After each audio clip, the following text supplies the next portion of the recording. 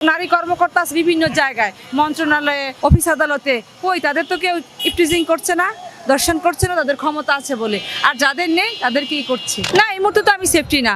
যখন তখন এই যে ঢাকায় যখন তখন যে কোনো জায়গায় এই যে কিশোর গ্যাংরা অ্যাটাক করছে, জিনিসপত্র নিয়ে যাচ্ছে, তো আমি সেফ কোথায়? কোথাও সেফ নেই। আসলে আমাদের দেশের পরিস্থিতিটা এরকম হয়েছে, আমরা কোনো সুষ্ঠু বিচার পাচ্ছি না কোনো অপরাধের। যদি সুষ্ঠু বিচার হইতো তাহলে এরকম অবস্থা হইতো না। যে 8 বছর 7 বছরের মেয়েটা, আমি যে মেয়ে হয়ে উঠে নাই, হ্যাঁ, তার সাথে এ ধরনের কর্মকাণ্ড কি আদৌ ঠিক? আমাদের দেশের যে পুরুষ শাসিত সমাজ এবং আইনি ব্যবস্থা বলি, এই দর্শকের পক্ষে যেসব আইনজীবীরা দাঁড়ায়, তারা কি আদৌ মানুষ? যদি আইনের বিচারটা সঠিক হইতো তাহলে এই কাজগুলো হইতো না। আইন সঠিক বিচার করছে না। আমরা বলি আইন সবার জন্য সমান, আসলে আইন সবার জন্য সমান না।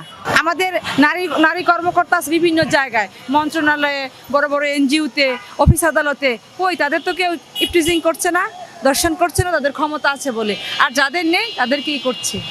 নির্যাতিত, এমনিতেই তারা নির্যাতিত, আরও নির্যাতিত হচ্ছে। আমাদের এই সমাজের প্রেক্ষাপট, আমাদের এই চালচিত্র এবং শিক্ষা ব্যবস্থা, এই চিকিৎসা খাত, বিভিন্ন ধরনের আইনি ব্যবস্থা, এগুলো ঠিক না হলে এইসব কমবে না, দর্শন বরং চলতেই থাকবে।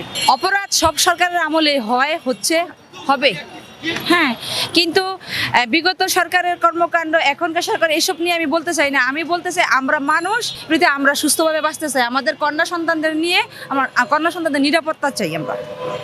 আমরা নিরাপত্তা চাই। আমাদের যেটা মৌলিক অধিকার, অন্য বস্ত্র, শিক্ষা, বাসস্থান, নিরাপত্তা মানুষের মৌলিক অধিকার, সেই মৌলিক অধিকারটাই আমরা চাচ্ছি।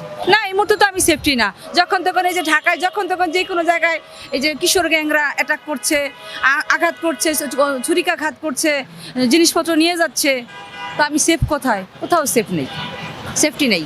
আমরা যদি ধর্মীয় অনুশাসন মানি, ধর্মকে মানি, হ্যাঁ, এবং মানবিক হই, তাহলেই সম্ভব এখান থেকে বেরিয়ে আসা, তা নাহলে হবে না।